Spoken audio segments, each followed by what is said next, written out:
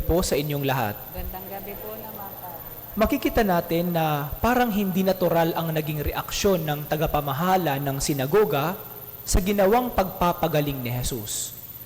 Kung ilalagay natin ang ating sarili sa sitwasyon sa Ebanghelyo at iisipin natin na tayo ay kaibigan, kapamilya o kamag-anak ng babaeng may karamdaman sa loob ng 18 taon, siguro ang ating natural reaction ay maging masaya. Kapamilya ko, gumaling mula sa sakit. Kaibigan ko, sa loob ng 18 taon, na may dinadalang sakit at karamdaman, magaling na ngayon. Hindi ba ang natural natin na reaksyon ay maging masaya, matuwa, dahil sa ating kapatid na gumaling mula sa sakit?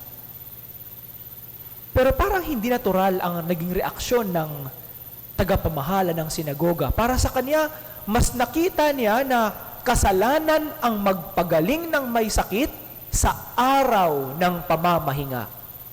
Mas nakita niya ang kahalagahan ng araw ng pamamahinga kaysa sa paggawa ng mabuti sa araw ng pamamahinga.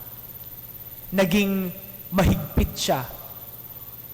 Mahigpit tungkol sa batas ng Diyos at nakalimutan niya na ang mahalaga ay ang kagalingan at pagmamahal, kagalingan ng tao at pagmamahal sa Diyos. Madalas o minsan, tulad din tayo sa tagapamahala ng templo, tagapamahala ng sinagoga.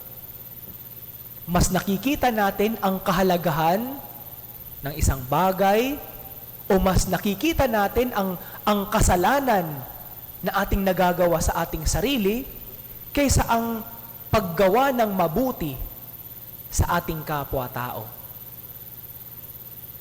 Galing ako sa aming probinsya at dahil ngayon ay panahon ng eleksyon, may hindi naman ganong pangyayari, pero may konting pangyayari doon sa Bishop's residence namin. May isang barangay official lumapit kay Bishop at sabi niya, "Bishop, meron pong pinabibigay para sa inyo dahil po kayo ay botante sa aming barangay." At binibigyan siya ng isang sobre.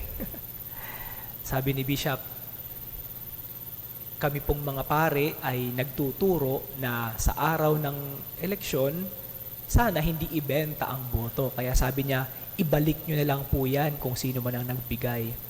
Sabi niya, "Pasensya na po, Bishop, kasi iniisip ko na kasalanan ko kapag hindi ko inabot ang para sa iyo." Ang sense of sin, hindi sa pagbili ng boto, kundi ang sense of sin, hindi iaabot ang pambili ng boto sa intended na tao na dapat bigyan. Siguro isang magandang pagkakataon ang Ebanghelyo ngayon upang ipaalala ito sa atin ngayon. Ang sense of sin natin madalas ay nawawala tungkol sa mga bagay na iniisip natin na mali para sa aking sarili, pero ang kapalit nito ang paggawa ng kabutihan sa aking kapwa. Sa maraming pagkakataon sa ating sarili, nagiging mahigpit tayo sa mga batas tungkol sa ating sarili at nakakalimutan natin na ang mahalaga pala ang pagtulong sa kapwa-tao, ang pagmamahal sa Diyos, ang paggawa ng mabuti, ang pagpapakita ng kabutihan sa ating kapwa. Ito siguro ang naging pagkakamali ng tagapamahala ng sinagoga. Mas nakita niya ang kahalagahan ng araw ng pamamahinga kaysa sa ginawang pagpapagaling ni Jesus. At itinuro ni Jesus sa kanila na mas higit pa sa araw ng pamamahinga ang paggawa ng mabuti sa ating kapwa-tao.